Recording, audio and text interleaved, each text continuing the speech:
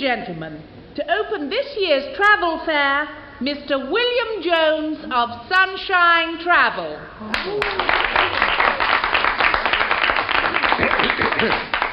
Well, I haven't made a speech for a long time. In fact, this is the first speech I've made since my last speech. I didn't write this one myself. I took it from a book called Speeches for All Occasions. I think it really says everything. Ladies, gentlemen. Ladies and gentlemen, it's marvellous to see you all here this morning, this afternoon, this evening. On behalf of myself and my colleagues, myself and my wife, myself and my cat, welcome.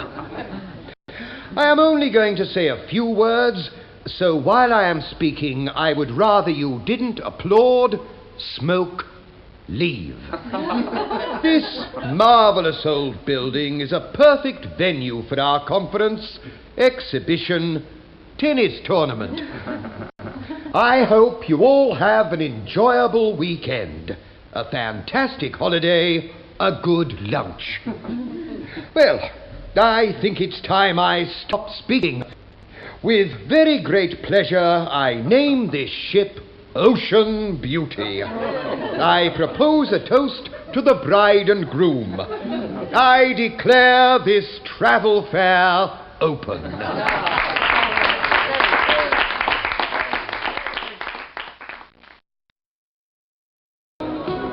I enjoyed your speech very much, Mr. Jones. Thank you, Anna. Are you all right? You look a bit preoccupied. I'm fine. I was just trying to remember the name of a song. Oh? Just a moment. That's the song. Oh. Better luck next time. First time lucky, that's what they say, so better luck next time. Yes, but what's the title?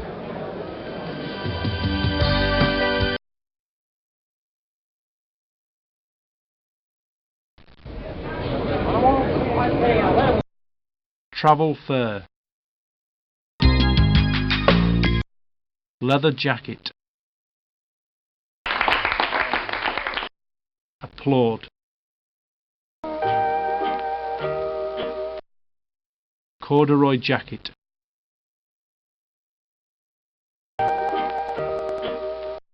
Handkerchief.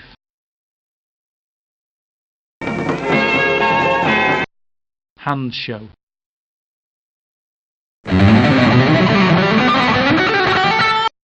Night.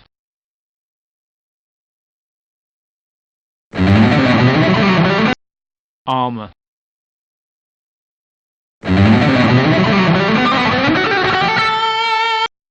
Sword.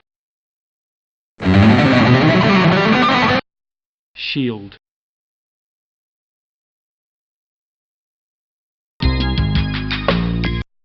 Leather jacket.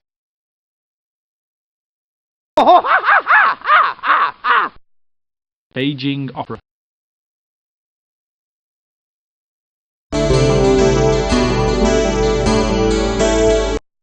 Korean fan dance. Peacock.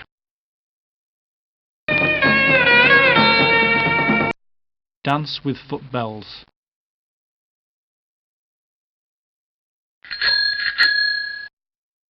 Footbell.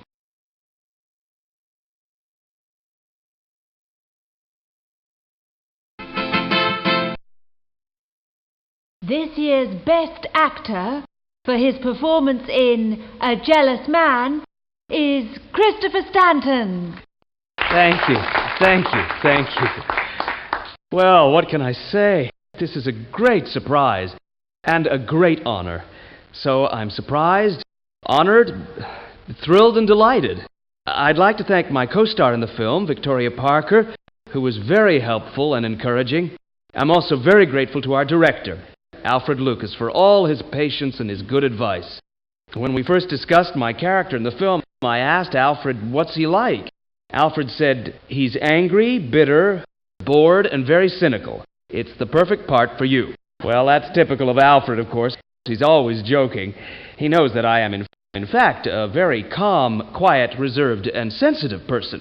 But seriously, this award for Best Actor makes me very happy and very proud. I'm also very pleased that my mother and father are here tonight.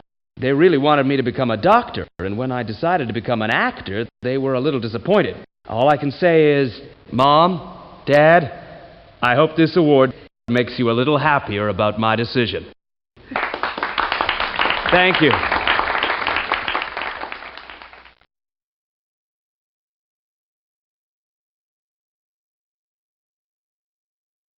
The play opens in Algernon Moncrief's flat in Half Moon Street, London.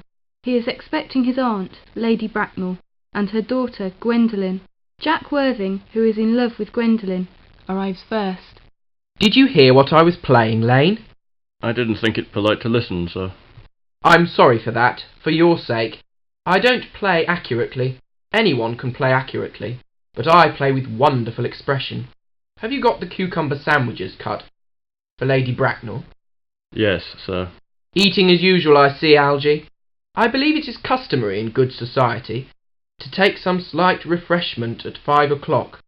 Where have you been since last Thursday? In the country. What on earth do you do there? When one is in town, one amuses oneself. When one is in the country, one amuses other people. Are your parents living? I have lost both my parents. To lose one parent, Mr. Worthing, may be regarded as a misfortune. To lose both looks like carelessness. Who was your father? I'm afraid I really don't know.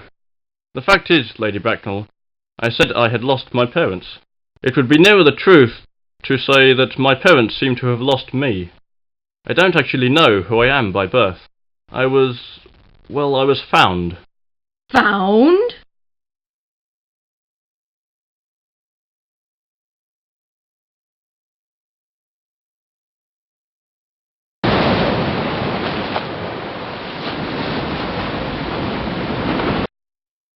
Literature.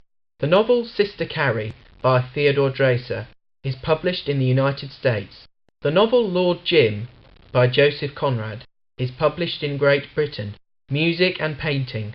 The Dream of Gerontius by the English composer Edward Elgar has its first performance in Birmingham, England. The English composer Gustav Holst writes the Cotswold Symphony, his first important work. The opera Tosca by the Italian composer Giacomo Puccini has its first performance in Rome. The Spanish painter Pablo Picasso paints Le Moulin de la Galette. Science and technology. Jacques-Edouin Brandenburger, a Swiss chemist, invents something. The first Zeppelin is built. In Germany, the Central London Underground is opened. The escalator, invented in the United States, is exhibited at the Paris exhibition. Friedrich Ernst Dorn, a German scientist, discovers radon, a heavy gas. The Austrian psychiatrist Sigmund Freud publishes his famous book about the meanings of dreams, Die Traumdeutung. Other subjects. In France, the working day is limited to 10 hours. In Great Britain, the school leaving age is raised to 14. In the United States, the Davis Cup is presented for men's international tennis.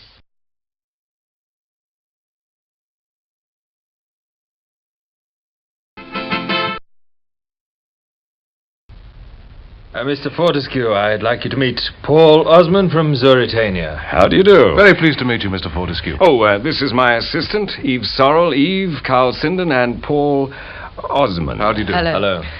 Well, what can I do for you, Mr. Osmond? Well, I belong to a company called Gile Motors in Zana, Zauritania. Now, we produce mopeds, high-quality, reliable machines. Our capacity at the moment is relatively small, as we only cater for the home market. I need a good agent here to make the export project viable. Well, you seem pretty determined and very enterprising. From your brochures, it looks as if you have an attractive and efficient product. Yes, there could be a market. Your prices are competitive. Mm-hmm. Yes, I'm interested. I'd like to see your samples, though. Yes, I'm sure we can arrange that. Look, I'd be willing to help, but Gile Motors have to guarantee continuous production, maintained high quality, an adequate supply of spare parts, and delivery dates must be kept, Mr. Osborne. Oh, yes, of course. Now, look, I can't do any more for the moment. I have to go to Rome for a couple of days. Eve will contact you, and you can discuss things in more detail. Eve, I want to report when I get back. Yes, Mr. Fortescue.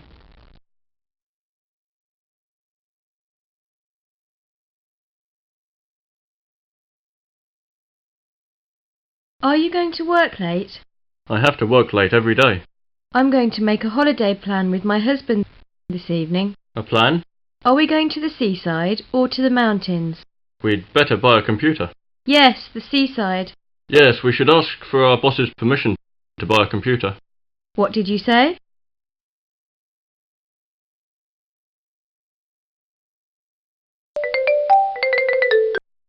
Revolving chair.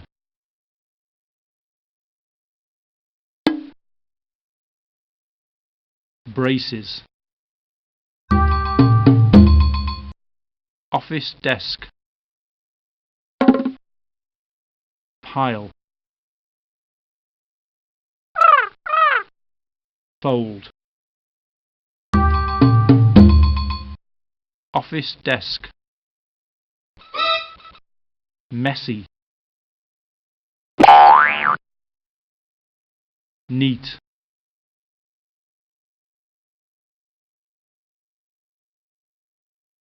Oh, Jeff, I understand that you know everything about pop music. Angela tells me you're an expert. Well, I have a good memory for not very useful facts. I've been trying to find out the title of a song. It was on the radio this morning. Uh-huh. It's in the top 40 at the moment, I understand. It begins,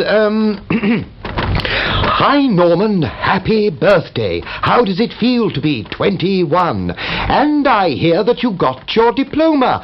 Congratulations. Well done. Sorry, I don't recognize it. Are you sure it's in the top 40?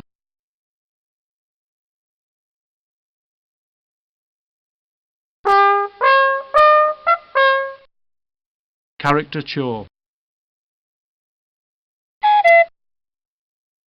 Battery charger.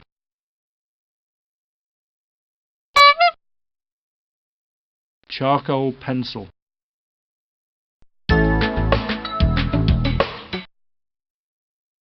Pop music.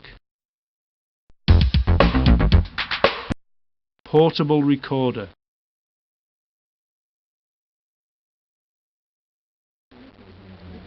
Okay then. Right, quiet please. A jealous man, scene 45-3, take 1. Jealous? Of course I'm jealous. I know there's someone else. You are stupid, childish, and totally unreasonable. Cut! Victoria, the line is, you are being stupid, childish, and totally unreasonable. That's what I said. No, you said you are stupid, childish, and totally unreasonable. Did I really? Yes. Oh, sorry, Alfred. Sorry, Chris. You are being stupid, childish, and totally unreasonable. You are being stupid, childish, and totally unreasonable. You are being stupid, childish, and totally unreasonable. Once again, please. 45-3, take 2. Jealous? Of course I'm jealous. I know there's someone else. You are being stupish, childish, and unreasonably total. Sorry, Alfred. Quiet, please. 45-3, take 3. Jealous? Of course I'm jealous. I know there's someone else. You are being stupid, childish, and totally unreasonable. What's happened to you? What do you mean? Well, you've changed. You used to be happy. You were always laughing and joking. You're not the same anymore. So that's what you want. You want someone who's always laughing and joking. Someone who's always bringing you flowers and smiling and buying you presents and... You're being ridiculous. Stop and think for a moment. You're always saying people should be honest with each other. I'm being honest with you, but you're not being honest with yourself. I'm being honest with you, but you're not being honest with yourself. Oh, that's very poetic. You sound like a bad pop song. And you sound like an unhappy man who is jealous for no reason at all. Think about it. I'll phone you tomorrow. Cut!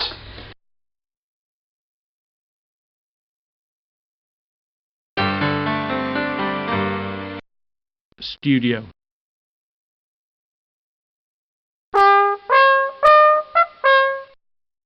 Properties. Cut! Director. Assistant. Spotlight.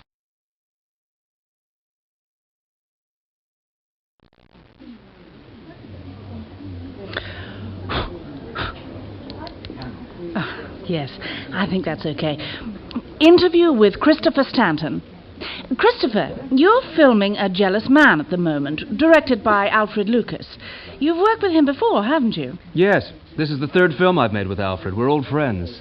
Your co-star is Victoria Parker, and this is your first film together. That's right. It's the first time I've worked with Victoria. She's marvelous. Everything's going very well. No problems at all? Only one. We start work at 6 o'clock every morning. I don't like that very much. I'd rather we started at 6 in the evening. But apart from that, everything's fine. Quiet, please. Oh, I think it's time I got back to work. Oh, yes. Thanks very much, Chris. I hope the film is a huge success. Thank you. So do I.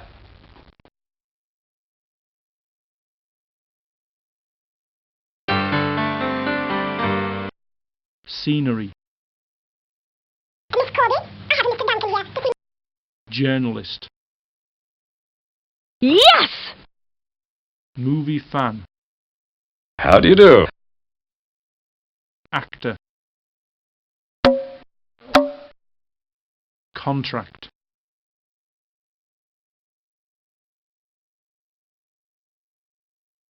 Use the present tense to replace the future tense. I hope the film is a huge success. I bet thousands of people come to see it. Present tense to replace the past tense. I hear that. You got your diploma. Angela says that. You're an expert. Past tense to replace present tense or the future tense. What was the name, please? It's time I got back to work. If you won £1 million, what would you do with it?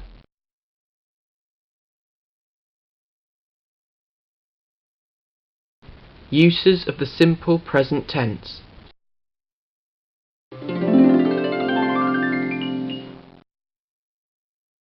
Where's Bob? I don't know. What time is it? I think it's about 12:30. I forbid it. I name the ship Ocean Queen. I accept. I apologize. I insist. I protest.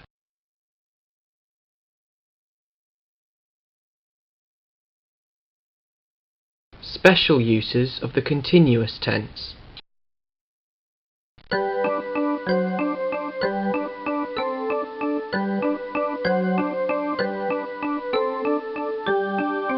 That's typical of Alfred. He's always joking.